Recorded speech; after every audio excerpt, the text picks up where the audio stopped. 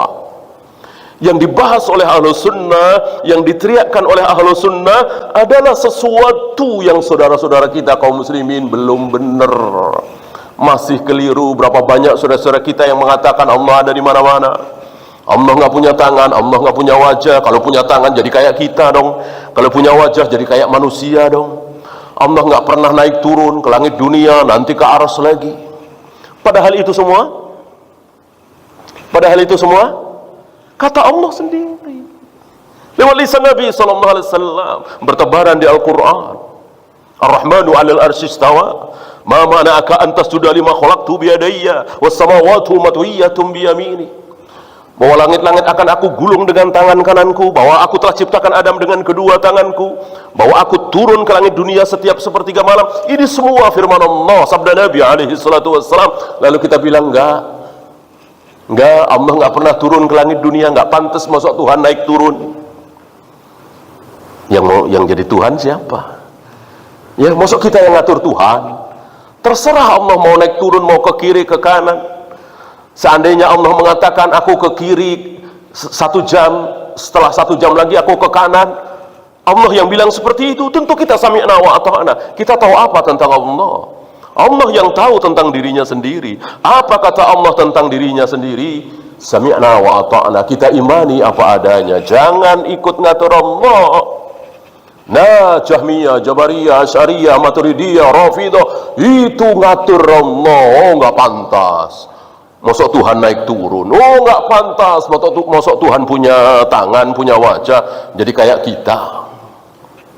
Nah, ini dia kekurangan ajaran firqah-firqah itu, mengatur Allah. Ya, mereka lebih sikoh dengan akalnya, nuraninya, hatinya daripada kepada Al-Quran dan Sunnah. Apa kata Al-Quran dan Sunnah tentang diri Allah ditimbang-timbang. Apa kata hati mereka, kata akal mereka tentang diri Allah, langsung ditelan bulat-bulat. Termasuk satu ini. Berapa banyak firqah yang menolak? Ya, kalau bisa dilihat bukan Tuhan dong. Namanya Tuhan, namanya Allah nggak mungkin bisa dilihat. Sampai kapan? Sampai kapanpun. Termasuk sampai surga? Iya. Apakah Allah akan bisa dilihat nanti di surga? Ya nggak bisa, itu kata mereka. Sementara ayat hadis bertebaran. Wujuhu yawma idzin nadhirah ila rabbiha nadhirah. Hari itu mereka penduduk surga wajahnya berseri-seri, berbahagia karena melihat Tuhannya. Mau dikemanakan ayat ini? Mau dikemanakan? Belum sabda Nabi yang terang benderang saat beliau bersama para sahabat menyaksikan bulan purnama. Beliau mengatakan, kelak kita akan melihat wajah Allah seperti kita melihat bulan purnama ini. Tidak berdesak-desakan, tidak menyilaukan. Kata Nabi alaihi salatu wassalam. Lalu kita ragu dengan ucapan Nabi, karena sikoh dengan akal kita, hati kita, nurani kita, nggak mungkin Tuhan kok bisa dilihat. Ya. La yudrihul absar. Allah tidak mungkin bisa dicapai oleh penglihatan. Betul, itu ayat. Tapi itu di dunia. Kalau di dunia, iya. Jangankan kita, para nabi, para rasul alaihi wassalatu wassalam, termasuk nabi termulia Muhammad Rasulullah sallallahu alaihi wasallam, pernah melihat wajah Allah waktu hidup?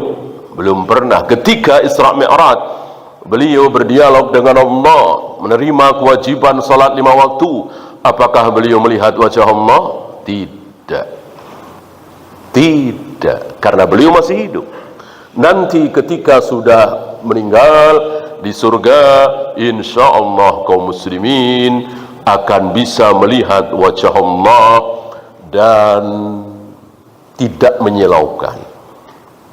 Ya. Sementara kita melihat matahari silau. Padahal terangnya wajah Allah, keindahan wajah Allah mengalahkan bulan, mengalahkan matahari. Tapi tidak menyilaukan. Dan itu adalah puncak kenikmatan. Dan begitulah sifat surga. Semakin hari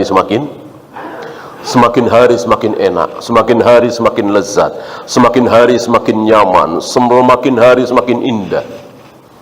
Dan puncak keindahan itu adalah melihat langsung wajah Allah.